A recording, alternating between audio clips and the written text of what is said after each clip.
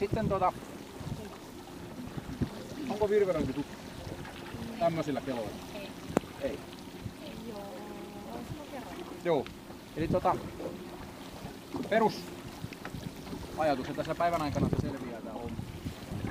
Avokela, se ei oo se sama mikä mökillä on se pompikela. Se ei oo siis se Axel Nägrypöls. Ei, mutta se on täysin käyttökelpoinen laite sekin. Eli avokela, ja ajatus on se, että kela on alaspäin. Ei näin niin kuin Nätilä-tytöllä Anttilan mainoksessa, se osoittaa huonoa ammattitaitoa. Joo. Vaan näin. Ja ote kelasta, jompikumpi sormi välissä. Jos se ote kelasta ja vavasta on täältä, niin tuun kyllä huomauttaa. Ja syy on se pelkästään, että se voi irrota plumps, niin on käynyt. Ja sitten se, että tässä kalastuksessa se rupee, tää vapa tekee tämmöstä, siimaa jää löysiä kierroksia tänne kelalle, sitten kuuluu ja siinä on kaniinin kokoinen siimakasa. Eli Se ei ollut vissiin se, mitä me haetaan tässä. ei, mutta tää on tällaisia poissulkevia asioita. Eli ote tästä, ja tosiaan niin ilman käsineitä vaan olisi kaiken parempi. Jos tulee kylmä, niin sitten hetkeksi aikaa lämmittelee. Ja tuohon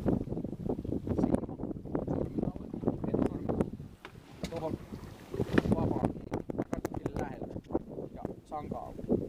Nyt se on valmis heille. Paitsi että toi viehe ja vavan kärki, niin tämä väli olisi semmonen 10-15 senttiä roikkuisi. Eli ei näin.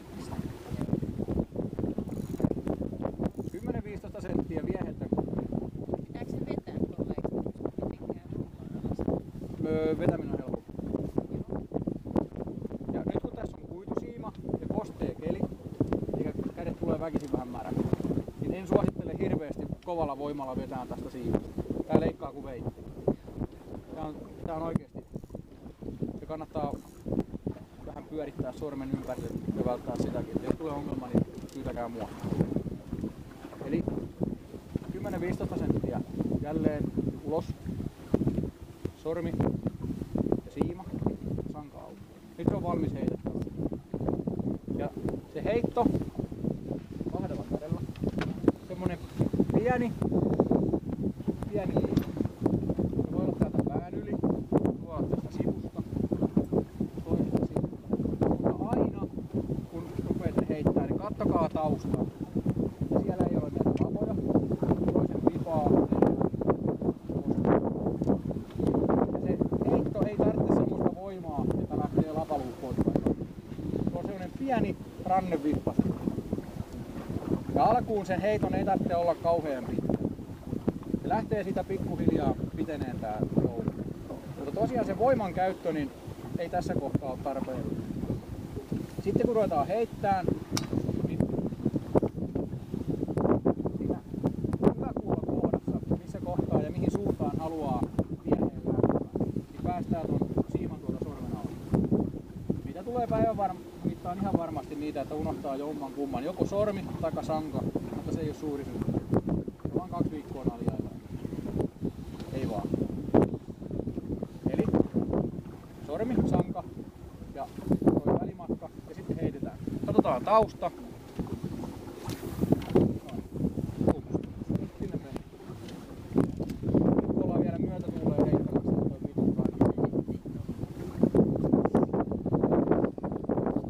myötätuulessa niin toi viehe lentää vielä mukavammin. Sitten ruvetaan ottaa siimaa sisälle. Ja tässä on 2 vaihtoehtoa. Joko kammesta eteenpäin kiepottaa. Se lähtee kelaan. Taikka sormella tämmöisen. Molemmat tulee toimivia. Sitten ruvetaan hiljakseen kelaa. Nyt toi siima lepää tuossa veden kalvolla. Eli se viehe kerkis painuun jo tonne pohjaan. Se viehe on tuolla noin 7 metriä. Tässä on kuitusiima, mikä on pituussuunnassa täysin venynyt.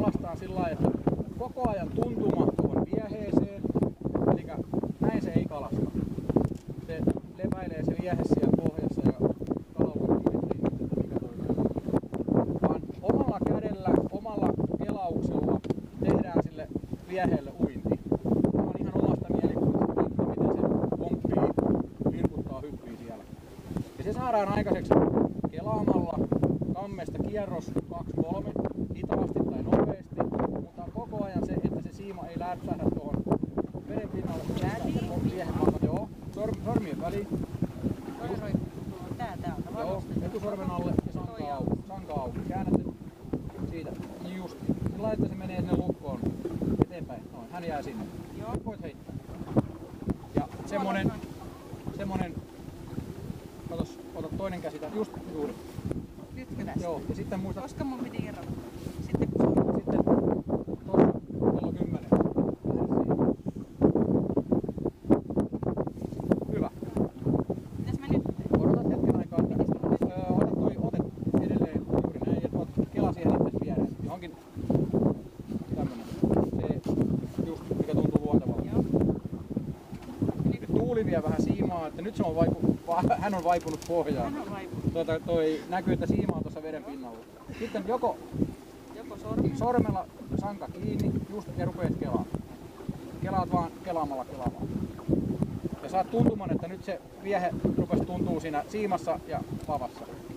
Huomaatko? Kelaa vielä vähän, niin nyt. Joo. Ja stop. Ja taas. Kato, tuli jo liian pitkä aika, kun se löysäsi tuohon veden pintaan. On aika semmoista nopeeta. 1, 2, 3 stoppi. Vähän nopeammat kelaukset. Stop. Ja taas.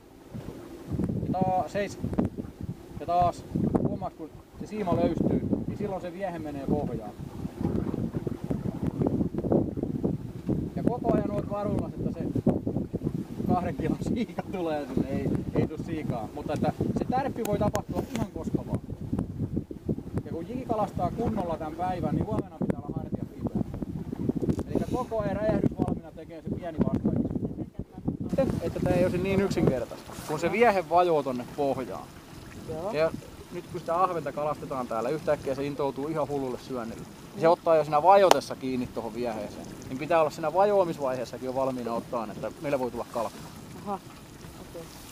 Ja sen takia tää vapa pikkusen tällä yläviistossa, että kun se kala ottaa kiinni siihen vieheeseen, tämä on nyt tämä sormian kala ottaa vieheeseen kiinni ja se oikein tällää siihen.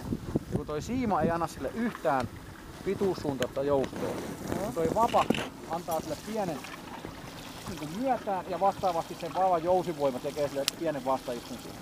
Ja se ottaa koukun sen suuhun paremmin kiinni. Varsinkin jos siellä on kuha, joka on kovasuinen kala. Että se menee sinne suusta, jää oikeasti kiinni. Ettei tule vaan pelkkä tärppi ja oletettu ohiuunti. Se voi olla se nuija siinä. Mutta jos se on ahven, niin se on semmoinen tärinä. Joo. Ja tosiaan jos sä epäilet, että siellä on kala, niin vastaisku ja semmonen nopea kelaus. Ja yhtään ei löysää siimaa sille kalalle, koska silloin sille annetaan mahdollisuus tehdä se viimeinen potku, milloin se joko repäsee koukun suustansa irti, taikka muuten vaan jos se on huonosti kiinni, se lähtee menee.